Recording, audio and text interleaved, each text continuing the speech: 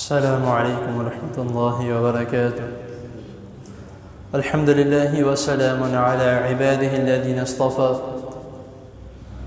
اللهم صل وسلم على نبينا محمد صلى الله عليه وسلم. أما بعد، أعوذ بالله السميع العليم من الشيطان الرجيم من همزه ونفسه ونفخه.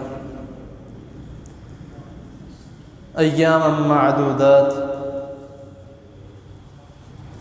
صدق اللہ. حضرات محترم، اللہ تعالیٰ کی توفیق سے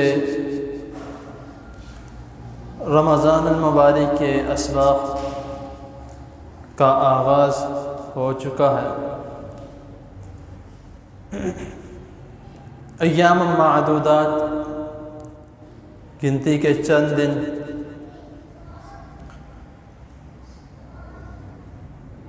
اب یہ جو باقی دن ہمارے رہ چکے ہیں رمضان المبارک میں شامل ہونے کے، اللہ تعالیٰ کے حضور دعا ہے اللہ تعالیٰ ہمیں خیر و عافیت سے رمضان المبارک میں داخل کرے اور صحت کے ساتھ.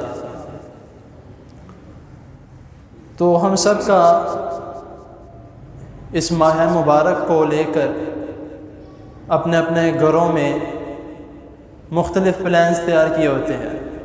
کسی نے چارٹ شیٹ بنائی ہے کہ میں نے رمضان المبارک میں یہ ٹائم یہ پکانا ہے، اور کسی نے اپنا کوئی شیڈیول تیار کیا ہے کہ میں نے فلاں دن اس جگہ پر جانا ہے، فلاں دن اس جگہ پر جانا ہے. اور معذرت کے ساتھ جو دکاندار طبقہ ہے انہوں نے اپنا یہ شیڈیول تیار کیا ہے کہ جیسے ہی رمضان شروع ہوگا تو ہم جتنی چیزیں ہیں وہ مہنگی کر دیں گے.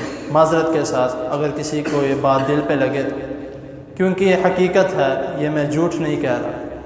جس طرح رمضان المبارک شروع ہوتا ہے یا کوئی بھی اسلامی تہوار جس طرح عیدین کے موقع، تو ہمارے معاشرے میں اور جو ہمارے بہترین مسلمان ہیں وہ چیزیں سستی کرنے کے بجائے ان کا ڈبل سے ٹرپل ریٹ لگا دیتے ہیں کہ خریدنے تو سب نے ہے ہی تو لیکن ہمارا بھی فائدہ ہو جائے گا.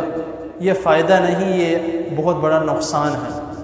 کیوں نقصان کس وجہ سے ہے؟ کیونکہ ہمارے پاس اللہ اور اس کے رسول صلی اللہ علیہ وسلم کے دیے گئے احکامات ہیں، تو ہمیں جاننا چاہیے، ان سے پڑھنا چاہیے، ان سے سیکھنا چاہیے کہ رسول اللہ صلی اللہ علیہ وسلم نے فرمایا کہ جو کسی کو تکلیف دیتا ہے اللہ تعالیٰ اس کو تکلیف میں ڈال دیتا ہے. تو یہ کسی کو اپنے مسلمان بھائی کو تکلیف میں ڈالنا نہیں تو کیا ہے؟ باہر کے ممالک میں جن کے پاس نہ تو احادیث ہے اور نہ ہی قرآن مجید کی تلاوت وہ کرتے ہیں اور نہ ہی انہوں نے کلمہ پڑھا ہے، لیکن جب بھی کوئی بھی اسلامی تہوار آتا ہے جس طرح یہ رمضان کا یا عیدین کا موقع، تو اپنے ممالک میں، حالانکہ باہر فورن کنٹری ہے، ان کو ہمارے ان تہواروں سے کوئی لینا دینا نہیں ہے، لیکن وہ جتنی بھی اشیاء ہیں جو مسلمانوں کے لیے ہیں وہ سب کی سب سستی کر دیتے ہیں. بے شک ان کو اس میں کسی قسم کا منافع نہ ملے. ان کا سب سے بڑا وہ منافع یہ سمجھتے ہیں کہ جو مسلمان ہیں وہ کچھ کھا پی لیں گے، جو غریب لوگ ہیں وہ بھی کچھ کھا پی لیں گے تو ہمارا فائدہ.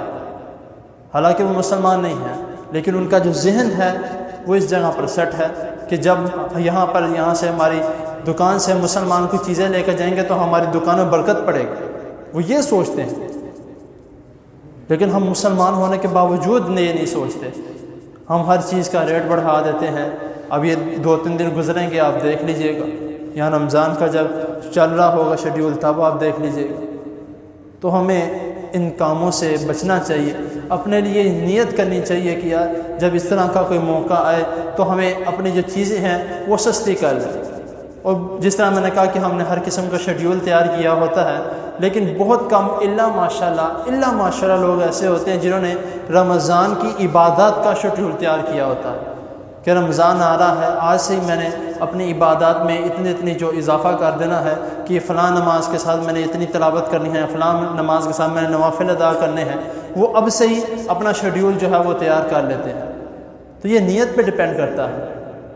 رسول اللہ صلی اللہ علیہ وسلم کیا فرمان، بخاری کی پہلی حدیث ہے کہ انما الاعمال بالنیات، اعمال کا دار و مدار نیتوں پر ہے.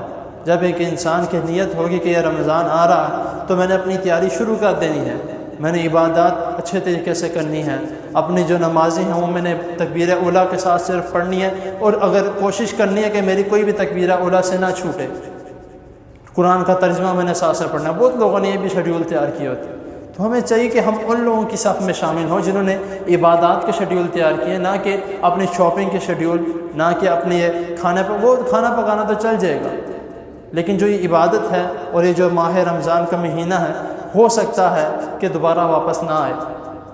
ابھی بھی چند دن ہیں، اپنے دل میں یہ نیت کر لیں کہ انشاءاللہ تعالی یہ رمضان میں ہم نے اپنے آپ کو تیار کرنا ہے باقی 11 مہینوں کے لیے، صرف اس مہینے کے لیے نہیں، باقی 11 مہینوں کے لیے اپنے آپ کو تیار کرنا ہے کہ اس میں ہم نے عبادات کرنی ہے، قرآن مجید کی تلاوت کرنی ہے، ترجمہ قرآن پڑھنا ہے، جتنی احادیث ہیں ان کا مطالعہ کرنا ہے۔ تو آپ ابھی سے انشاءاللہ نیت شروع کر دیں گے تو انشاءاللہ اللہ تعالیٰ ثواب لکھنا شروع کر دیں گے۔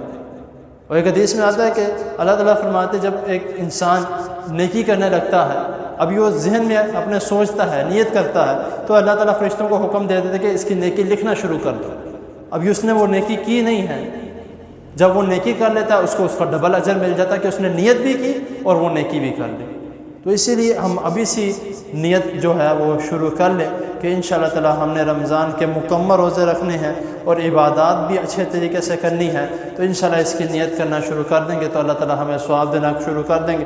اور اگر خدا نہ خواستہ رمضان سے پہلے اگر اللہ تعالی ہمیں اپنے پاس بلا لیتے ہیں، لیکن وہ نیت کرنے کی وجہ سے اللہ تعالی ہمیں اس مکمل رمضان کا ثواب بھی دے دیں گے، تو اس لیے ہمیں کوشش کرنی چاہیے کہ جس طرح ہم باقی چیزوں کا شیڈیول تیار کرتے ہیں، رمضان کی عبادات کا بھی شیڈیول تیار کریں۔